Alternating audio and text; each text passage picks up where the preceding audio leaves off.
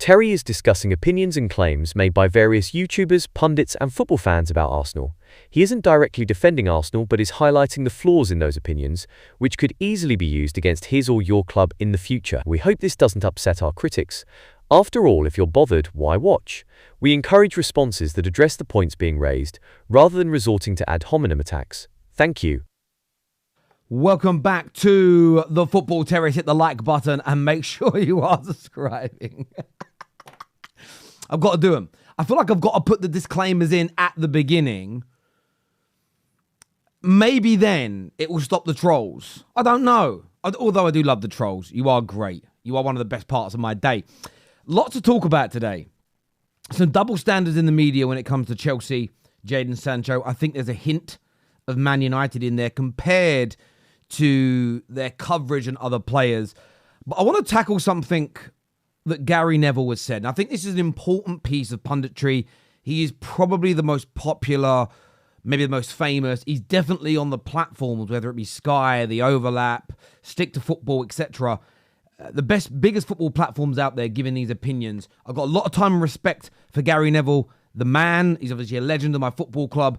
But let's take a little listen here to what it is that he has had to say, because I really do want to get your views and opinions on this. Make sure like buttons are being hit and make sure you are also subscribing. If we go down to 10 men, you've got to still go and win. And I think Roy Keane said this a few weeks ago, and at the time, you know, it was again after the City game, which I think that's the one game where you could have some sort of sympathy. But I think Roy was talking about it in relation to the Brighton game and saying, you know, go and win with 10 men. I do genuinely believe yesterday against Bournemouth at 0-0 with 10 men, they should go and win that match.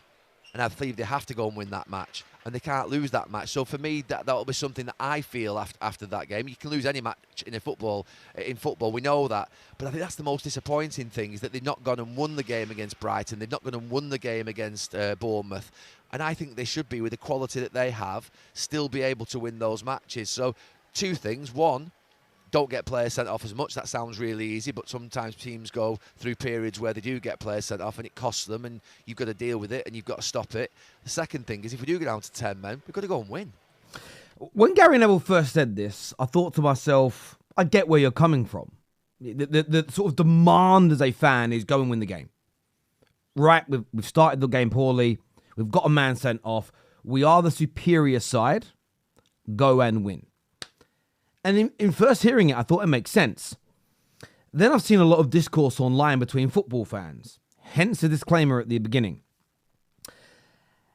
And it became one of those things where I thought to myself, is it fair to label this against teams? It's something we say. It's something we believe in.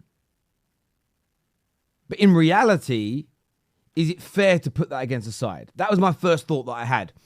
Very hard to find information, data, facts about this situation. There's a number of articles. A lot of them actually are from like 2017. There's a few a little more recently. So I have today emailed Opta asking whether they can put together some detailed facts surrounding this based on teams playing with 10 men, how many of them win versus draw and lose.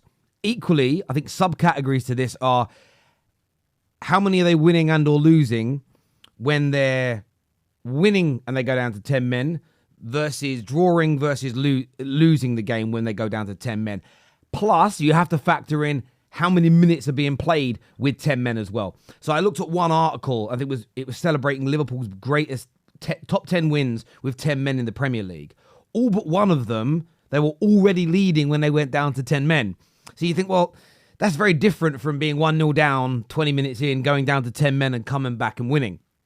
Vice versa, if you're already 2-0 down and you go down to 10 men up just before half-time, are we saying you should be winning that game? So I think that the analysis has to be better. However, what I saw was quite interesting when doing this research, and that is that if you look at the top 6 teams in the Premier League, Arsenal have won more games with 10 men than any other side in Premier League history. That's first and foremost.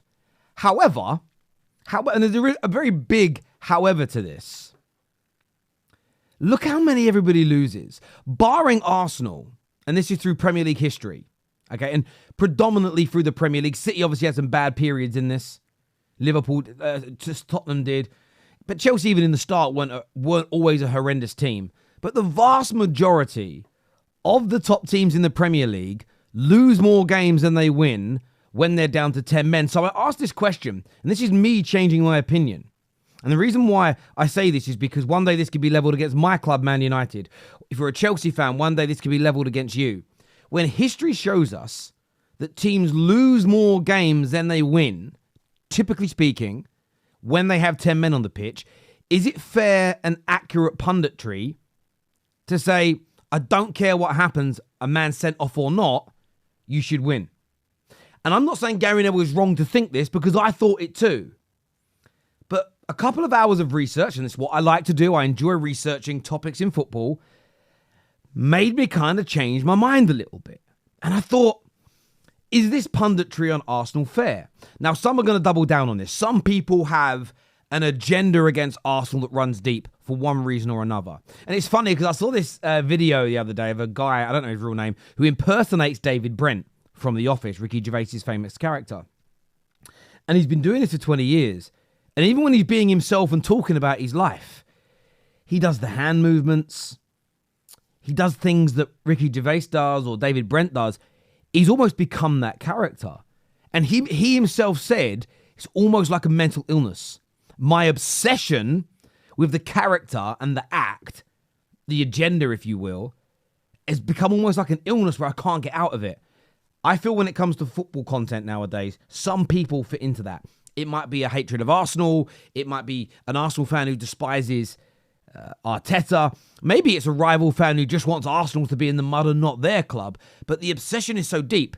Some people are going to reject this and say, no, they should be winning, even though the data, the information, the facts, and some people don't like the word data and stats, so let's change it to the factual information, the facts behind this show that you're more likely to lose with 10 men than win. Is it fair punditry to say, I don't care what happens on the pitch, 10 men or not, you should be winning? I want your thoughts and feelings and opinions on that. Also keeping it on this sign of fairness, I did see this. They're comparing here kilometers per hour, the top speeds of Ben White and Evan Nilsson. This was in defense of the red card for Saliba. And when I first saw this, my initial thought was, what the hell? What the hell am I reading? And this is where I think they feel football fans are stupid. They think we're dumb. They know the majority of us are working class, whatever background you're from, whatever nation you're from. The majority of us appear to be working class. They think we're stupid. We all know, one, okay, why are you showing this? We all know that a player with the ball is typically speaking slower than a player without it. We know that Ben White's quite quick. We know they're of similar speed to one another. We also know that top speed isn't the same as acceleration. How quick you are over the first 5 or 6 yards is really important. There's so many factors in this. You don't need to try and justify the red card in this way. The levels they are going to protect the PGMOL, I find staggering, and it's embarrassing. The only painful bit to me is that this is about Arsenal, and the reason I say that is because you can't do punditry on Arsenal anymore and it remain objective. People jump straight in, like I said before, with their agendas, and they don't listen to the conversation. And that's the problem here, because I would call this out if it was Liverpool. I would call it out, of course, if it was Manchester United, if it was City. It's crazy. And on those double standards, it brings me to the next topic on this video. By the way, hit the like and the share button, please. I read this article that says Jadon Sancho and Darwin Núñez were at opposite ends of the spectrum at Anfield, with the Uruguayan energizing Liverpool and the predictable, placid Englishman sucking the life out of Chelsea's attack. And I just thought to myself, the double standards relating to this article and the wider picture are crazy. If Darwin Núñez had been a Chelsea signing 2 years ago, if Darwin Núñez had been a Manchester United signing 2 years ago, he would be labelled as an absolute money-wasting flop. He would never be congratulated for his energy and his press and his kind of...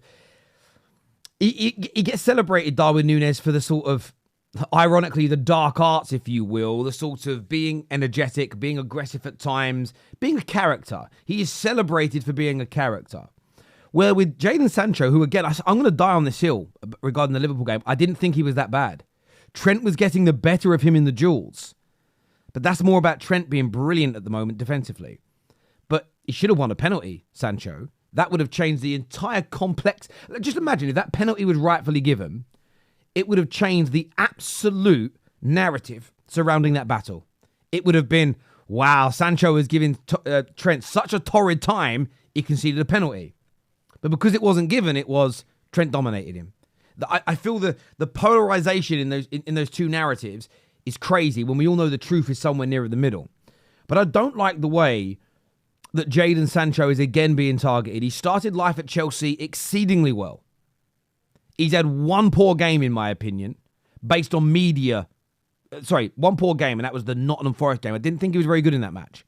I didn't think he was that bad against Liverpool and should have been kept on. And he was excellent in the previous 3 games. But the way in which the media wants to attack him is outrageous. Now, I've criticised Sancho myself after games for Man United where he's been poor. I've been angry at him at times.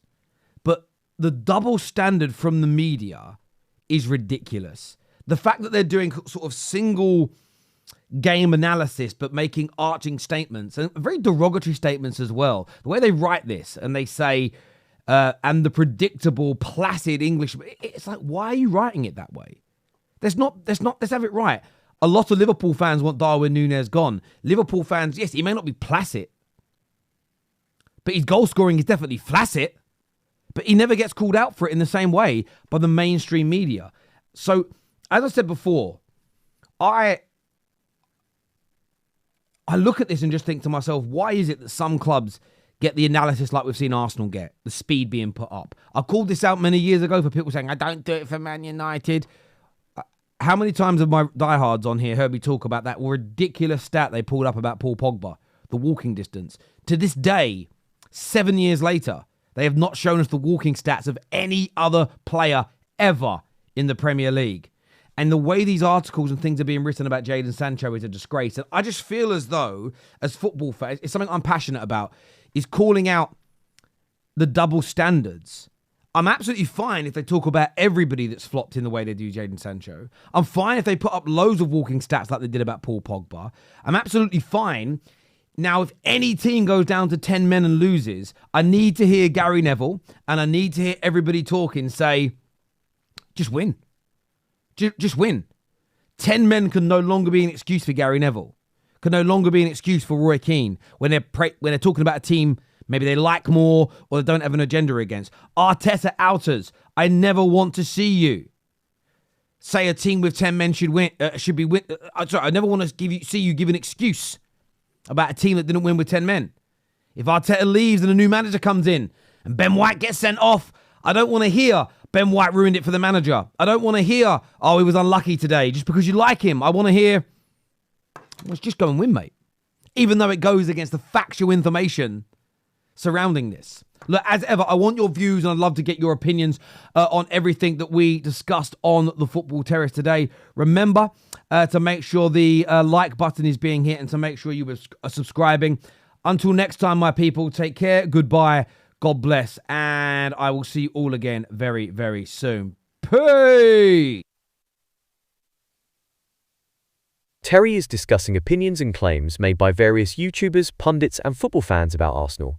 He isn't directly defending Arsenal but is highlighting the flaws in those opinions, which could easily be used against his or your club in the future. We hope this doesn't upset our critics. After all, if you're bothered, why watch? We encourage responses that address the points being raised, rather than resorting to ad hominem attacks. Thank you.